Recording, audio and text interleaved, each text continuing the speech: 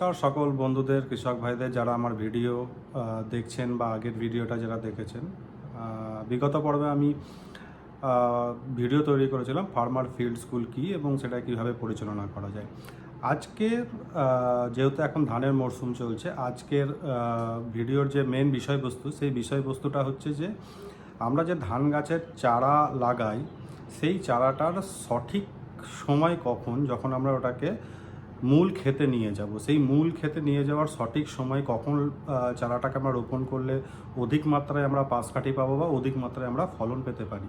তো আজকে দুটো বিষয় নিয়ে আলোচনা করব। একটা হচ্ছে যে আমরা বা বেশিরভাগ চাষি গতানুগতিকভাবে কী করে থাকে আর কি করা প্রয়োজন। হয়তো অনেকে করেন বা অনেকে করেন না, তাও আমি আপনাদের কাছে আজকে এই ভিডিওটা বানাবার উদ্দেশ্য আমার এটাই যে কি করা প্রয়োজন এবং কি করলে আমরা সঠিক ফলনটা পেতে পারি বা আমাদের পাশ কাঠির সংখ্যা অনেক বেশি বাড়বে। তো সাধারণত আমরা কি করে থাকি, যখন আমরা বর্ষার ধান হোক বা গ্রীষ্মকালীন ধান হোক, আমরা যেন সাধারণত বর্ষার ধানে মোটামুটিভাবে 30-35 দিনের চারা গাড়িতে আমরা রাখি, তারপরে সেটাকে আমরা গিয়ে মূল জমিতে লাগাই। এবং গ্রীষ্মকালীন যেটা হয়, সেখানে যেহেতু ঠান্ডার সময় থাকে, সে সময় চারার গ্রোথ থাকে না, চারা কম বৃদ্ধি পায়, সেই জন্য আমরা সেই চারাটাকে 40-50 ইভেনকি 60 দিন পর্যন্ত চলে যায়, তারপরে আমরা গিয়ে লাগাই। তো আজকে আপনাদের কাছে কিছু তথ্য তুলে ধরবো, যেটা হয়তো আপনারা বিগত বহু বছর ধরে চাষ করে আসছেন, যুগ যুগ ধরে চাষ করে আসছেন, আপনারা ভালো বোঝেন, বা যেটা আমার অভিজ্ঞতাতে আমি বুঝতে পেরেছি, সেই জিনিসটা আপনাদের কাছে আজকে আমি শেয়ার করব। তো সাধারণত আমরা কি করি, যে আপনি ছবিতে দেখতে পাচ্ছেন জিনিসটা, সাধারণত আমরা 40 দিনের চারা বা 35-40 দিনের চারা আমরা লাগাই। সেই চারাটা 35-40 দিনের চারাটা লাগালে কি হয় যে তখন সেটা চারা থাকে না, অ্যাকচুয়ালি তখন সেটা গাছে পরিণত হয়। 40 দিন অনেক বেশি টাইম একটা ধানের চারার ক্ষেত্রে। তো যখন আমরা সেই গাছটাকে মূল জমিতে লাগাই, তখন তার থেকে পাশ কাঠি বেরো না, কেননা তখন সেটা গাছে পরিণত হয়, ধানের চারা থাকে না। আর দ্বিতীয় যেটা বিষয় আমরা ভুল করে থাকি সাধারণত, যে আমরা চারাটাকে উত্তোলন করার পর, নার্সারি থেকে উত্তোলন করার পর আমরা সাধারণত ওটাকে জলে ধুয়ে দিই ভালো করে, যেটা আপনারা ছবিতে দেখতে পাচ্ছেন, এবং ভালো করে বেঁধে তারপরে আমরা সেটাকে মেন ফিল্ডে নিয়ে যাই। এতে কি ক্ষতি হয় সেটা হচ্ছে মেজর বিষয়বস্তু। যখন 1 নম্বর ক্ষতি যেটা হচ্ছে, যখন গাছের বয়স 30-35 দিন বা 40 দিন হয়ে যায়, তখন সেটা চারা থাকে না, তখন গাছ হয়। এবং সেই গাছকে যখন আপনি মূল জমিতে লাগাচ্ছেন এবং একটা জায়গায় আপনারা 3-4টে করে লাগান গাছ, কেননা আপনারাও জানেন যে 3-4টে গাছ না লাগালে বেশি পাশ কাঠি বেরোবে না। আদতে কিন্তু পাশ কাঠি বেরোয় না, কারণ ওই সময় চারা থাকে না, গাছ হয়ে যায়। তার ফলে কি হয়, আমাদের একটা জমিতে ধানের পাশ কাঠি হয়তো 10টা, 12টা, 15টা, খুব জোর এটাই হয়। এবং পাশ কাঠি যতটি কম হবে, আপনার প্রোডাকশান কিন্তু ততটা কমে যাবে। যত পাশ কাঠি বাড়বে, আপনার প্রোডাকশান বাড়বে। যে একটা যে সিজ থাকে বা প্যানিকাল থাকে, সেই প্যানিকালের সংখ্যাটা কমতে থাকবে। যদি আপনার 50টা পাশ কাঠি থাকে, তো ওখান থেকে কমসে কম 30টা প্যানিকাল বের হবে বা 25টা প্যানিকাল বের হবে। কিন্তু আপনার গাছই যদি 15টা থাকে, তো সেখান থেকে তো 5 থেকে 10টা প্যানিকাল ম্যাক্সিমাম বেরোতে পারে। তো এই জিনিসটা সাধারণত আমরা করে থাকি, আমাদের এটা করা উচিত না। এটা করে থাকার ফলে কি প্রবলেমটা হয়, যে প্রবলেমটা হয় যে আমাদের প্রোডাকশানটা কমে যায়।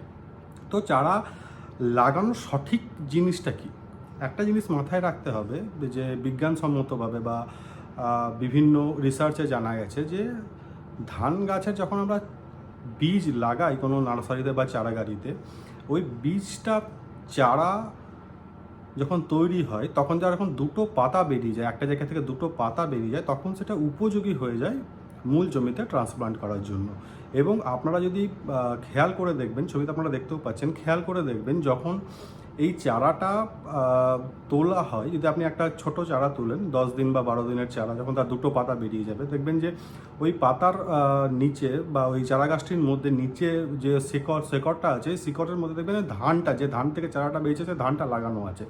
এই ধানটা হচ্ছে ওর মূল খাবার জিনিস। আর 2 নম্বর জিনিস হচ্ছে, ধানের চারা যখন আমরা তুলছি, সেই সময় কিন্তু মাটির সমেত তুলতে হবে। মাটির সমেত কেননা তুলতে হবে, তার মূল বিষয়বস্তুটা হচ্ছে যে যখন একটা জিনিসকে বা একটা গাছকে একটা জায়গায় ও ছিল, যখন আমরা ওটাকে অন্য জায়গায় স্থানান্তরিত করছি, এবং ওই অন্য জায়গায় গিয়ে মূল খেতে গিয়ে আমরা ওটাকে লাগাচ্ছি, তখন তার 1 থেকে 2 দিন সময় লেগে যায় তাকে ওই মাটিতে নিজের শেকড় বাঁধতে। কিন্তু এই 1 থেকে 2 দিন সে আর খাবারটা পায় না, কারণ শেকড়ই যখন ওর মাটিতে বাঁধেনি তখন ওর খাবারটা কী করে পাবে। তো যখন আমরা 10 থেকে 12 দিনের মাটির সমেত চারা গাছ গিয়ে মূল ভূমিতে লাগাচ্ছি, তখন দেখবেন যে ওই চারা গাছটা যে ধানটা লেগে থাকে, যে ধান থেকে চারাটা বার হয়ে চলে আসছিল, ওই 2 দিন ওই ধান থেকে পর্যাপ্ত পুষ্টি ওই গাছটা পায় এবং গাছটা নেতিয়ে পড়ে না। এবং 10 থেকে 12 দিনের চারা যখন আমরা মূল খেতে লাগাচ্ছি, সেই সময় তার পাশ কাঠি বেরোনোর সংখ্যা প্রচুর পরিমাণে বেড়ে যায়। এবং আপনারা এটা নিজের কিছুটা জমিতে একটু পরীক্ষা করে দেখতে পারেন। হয়তো আপনি 2 বিঘা জমি চাষ করছেন বা 1 বিঘা জমি চাষ করছেন, আধ কাঠা বা 1 কাঠা জমিতে এরকম 10 থেকে 12 দিনের চারা আপনারা লাগালেন। এই 10 থেকে 12 দিনের চারা লাগানোর পরে দেখবেন এক একটা গাছ থেকে কমসে কম 30 থেকে 35টা পাশ কাঠি বার হয়েছে। এবং আপনাকে প্রত্যেকটা জায়গায় একটাই গাছ দেবেন, 3-4টে গাছ দেওয়ার দরকার নেই। কারণ আমি যে চারাটা লাগাচ্ছি 10 থেকে 12 দিনে, সেটা তখন চারা, সে তখন পর্যাপ্ত পরিমাণে পাশ কাঠি ছাড়বে একটা থেকে, একটা গাছ থেকে। এবং এতে যত পাশ কাঠি আপনার বাড়বে, আপনি যদি তুলনামূলক করেন, যদি যখন আমরা 30-35 দিনের চারা লাগাচ্ছি, একটা গাছ থেকে 10 থেকে 15টা পাশ কাঠি থাকে এবং সেখানে আমরা 3 থেকে 4টে হিল দিই, প্রতি জায়গায় 3 থেকে 4টে গাছ লাগাই, তারপরে সেখানে 10 থেকে 15টা পাশ কাঠি ছাড়ে। কিন্তু আপনি এটা যদি করেন যে 10 থেকে 12 দিনের চারা নিলেন এবং ওখানে গিয়ে লাগালেন, দেখবেন একটা গাছ থেকে 30 থেকে 35টা মিনিমাম পাশ কাঠি বেরোবে।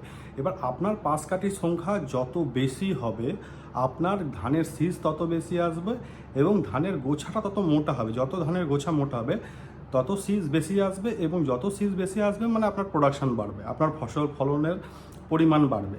তো এই জিনিসটা আপনাদের সঙ্গে আজ ডিসকাশন করার ছিল। আশা করি আপনাদের ভালো লেগেছে।